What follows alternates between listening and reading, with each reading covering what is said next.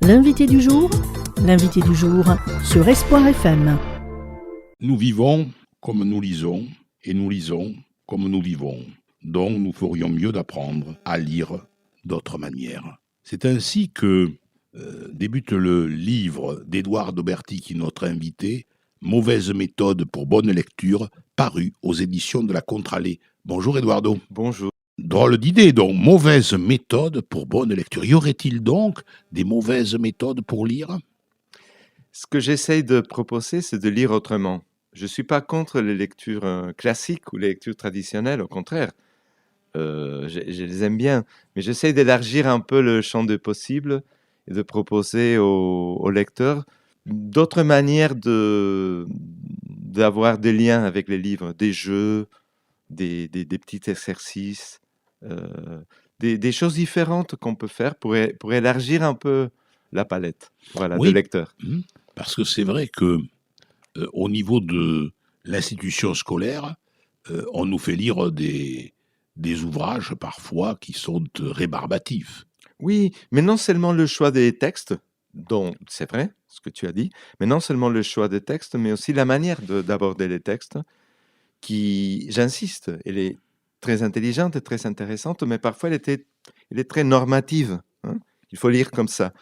Et moi, je crois que tous les lecteurs sont des créateurs. Tout lecteur est un créateur, parce que tout lecteur complète des choses. Chaque lecteur a imaginé un visage différent pour Madame Bovary. Alors, on est créateur même si on ne se rend pas compte. Et j'essaye de proposer des chemins de lecture au-delà des normes officielles qui sont intéressantes, je ne dis pas le contraire, mais que peuvent être un peu limitées si on fait que ça, si tout le monde lit de la même manière. Quand tu dis ça, Eduardo, tu me fais penser au livre d'Umberto Eco, L'œuvre ouverte. Exactement. Quand il dit c'est le lecteur qui fait le livre. Mais les idées d'Umberto Eco sont contemporaines aux idées de Roland Barthes et à la naissance de l'Oulipo. Ça veut dire que ce sont des gens qui, dans les années 60, ont parlé, disaient de grandes phrases comme la mort de l'auteur. Voilà. Mais en fait, la mort de l'auteur, c'est surtout la naissance du lecteur. Ça veut dire de donner encore plus le pouvoir au lecteur. Il n'y a pas de mauvaises lectures. Chaque lecteur a le droit de voir dans chaque livre chaque livre est un miroir finalement. Oui. Et on se retrouve. Et chacun retrouve quelque chose de différent. C'est ça la richesse. C'est ça la richesse. Tiens, tu as parlé de l'Oulipo. Pour celles et ceux qui ne sauraient pas, voilà une autre manière de concevoir à la fois la lecture et l'écriture. L'Oulipo, qu'est-ce que c'est ? C'est un groupe qui a été créé en 1960 en France, à Paris, surtout par deux personnes, Raymond Queneau, qu'on connaît un peu comme auteur de quelques livres comme Sazie dans le métro, etc. Et un personnage moins connu qui s'appelait François Le Lyonnais, qui était un fou du jeu d'échecs, des mathématiques. Et leur but, c'était un peu ce que je viens de dire, mais de l'autre côté. Ça veut dire élargir le champ des possibles dans l'écriture. Penser à des formes différentes et des méthodes et des manières différentes d'écrire un poème, un roman, etc. Le premier livre qui a été publié dans l'histoire de l'Oulipo, c'est 10 sonnets. Si je vous dis que le premier livre publié par l'Oulipo, c'est 10 sonnets, ça peut être décevant. Qu'est-ce qu'il y a de nouveauté dans ça ? Sauf que non, avec un ciseau à couper chaque vers, et alors on a une machine à combiner les vers. Ça veut dire on peut prendre le premier vers du premier sonnet, la troisième troisième vers d'un autre, et on peut combiner, et le livre s'appelle 100 000 milliards de poèmes, parce qu'on peut combiner 10 sonnets et faire de ça une sorte de machine combinatoire. Dissonner aussi, c'est raisonner autrement. Raisonner R-E, mais aussi R-A-I. Exactement. Oui. C'est dans les deux sens. Exactement, il fait résonner, dissonner. Au lieu de penser que chaque sonnet est autonome, il a écrit les 10 pour que le lecteur joue et les mélange. Encore une fois, il donne le pouvoir au lecteur. Chaque lecteur va trouver le sonnet qui le convient ou que, je ne sais pas, qu'il trouve par hasard. Donc c'est tout à fait intéressant ça. Donc précisons, on parle de lecture, on parle d'écriture, précisons Eduardo que toi aussi tu es à la fois écrivain mais tu es traducteur aussi. Parce que c'est l'espagnol qui est ta langue maternelle. Je suis né en Argentine. En Argentine, on parle l'espagnol. J'habite en France depuis 23 ans, 24 ans. Et je fais la traduction vers l'espagnol. Je traduis pas mal d'auteurs français vers l'espagnol. Et là aussi, le traducteur réécrit en quelque sorte l'ouvrage. Oui, avec quand même une certaine contrainte. On ne peut pas faire ce qu'on veut, mais on peut prendre des choix quand même. Il y a des choix. On ne traduit pas, évidemment, on ne traduit pas mot à mot. Et on traduit plusieurs choses en même temps. On traduit le fond de l'histoire, on traduit une musique. Il y a chaque écrivain a un rythme. On traduit une décision.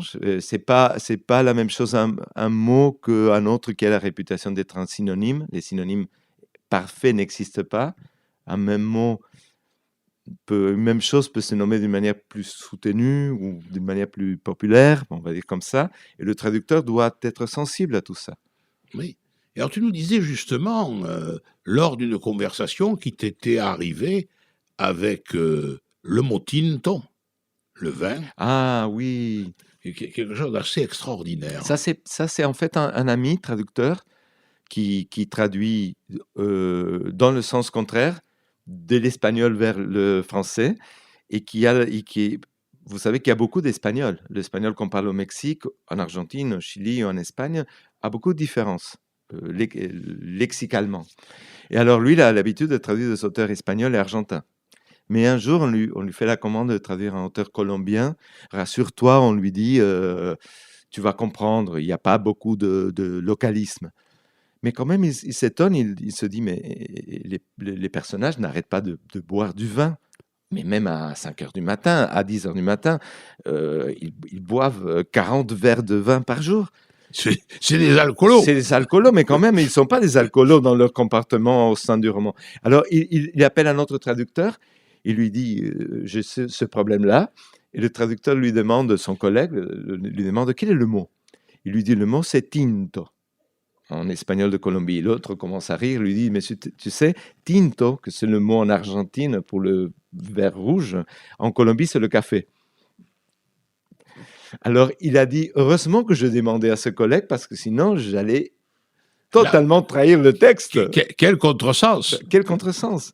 Ouais, c'est involontaire. Dans son cas, involontaire. Il aurait fait un contresens involontaire.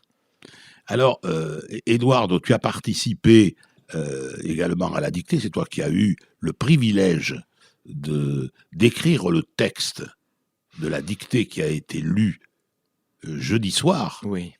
Alors, parle-nous un petit peu de cette aventure littéraire. J'étais surpris de plusieurs manières. D'abord parce que c'est la première fois qu'on me commande un texte pour être dicté. Et en plus, dicté devant des adultes. Dicté devant des gens qui ont fini le lycée, et ça fait quelques années. Et en plus, j'étais spécialement touché parce que le français n'est pas ma langue maternelle. Alors, inviter un écrivain qui écrit en français, mais aussi qui écrit en espagnol, à être l'auteur d'une dictée, c'est spécial, je ne le cache pas. Et alors, comment on fait? Comment on fait? D'abord, il y avait plusieurs commandes. Il y avait un sujet qui était « Revêt de main », qui est le sujet du festival. Oui. Après, il y avait la commande « Essaye de glisser quand même quelques difficultés, sans faire trop difficile, mais pas trop facile non plus ».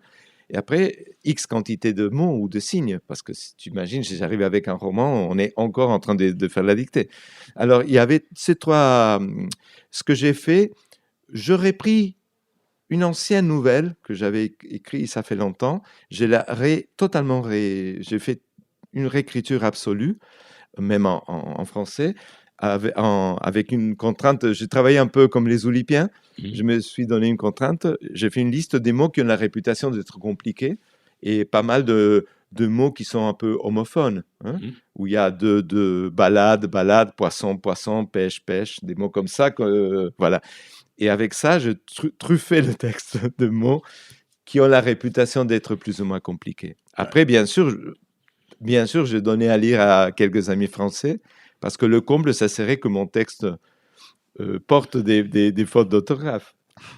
Et Eduardo, justement, est-ce que une dictée française, c'est plus complexe qu'une dictée en espagnol? Je pense que l'orthographe en français elle est plus complexe. Oui, oui.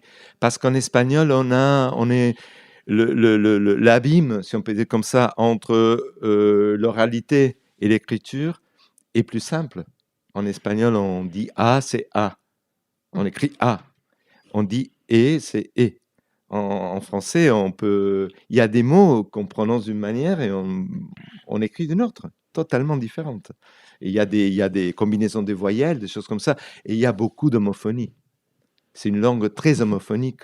Quand Alphonse Allais a inventé les poèmes holorimes, ce sont des poèmes où le premier vers et le deuxième, on les entend exactement, on les entend pareil. Ça veut dire à l'oreille, les deux vers, on les entend exactement pareil, mais ils disent deux choses très différentes.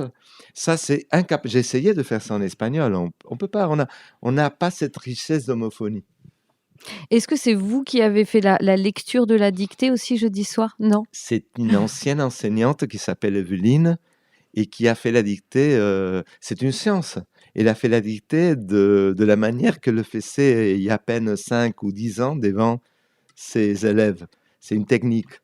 Et en plus, c'est vrai que moi, avec mon accent, je peux s'aimer des fausses pistes sans le vouloir. Oh, pas trop quand même, Un Eduardo. petit peu Tu quand parles même. quand même bien français Oui, maintenant. mais non, mais quand même. Et alors, non, mais je trouvais que c'était très sympa en plus d'avoir Evelyne, une ancienne enseignante, devant cette classe d'adultes. 80 quand même personnes qui 80 personnes. qui se sont prêtées à Ouais, l'exercice. ouais, Oui, 80 personnes. Est-ce que, Patrick, vous savez si ces personnes qui ont participé l'ont trouvé facile ou pas? Est-ce que ça a été du bon travail? Alors, j'ai demandé, ça dépend. J'ai eu des gens qui m'ont dit, ah, c'est fastoche. Il y a des gens qui m'ont dit, ah, quand même, c'était difficile. Mais je pense que c'est entre les deux. Et c'était un peu la commande aussi. Oui. On m'a dit, essaie de ne pas faire non plus trop exagéré et de ne pas semer le texte de noms propres. Mhm.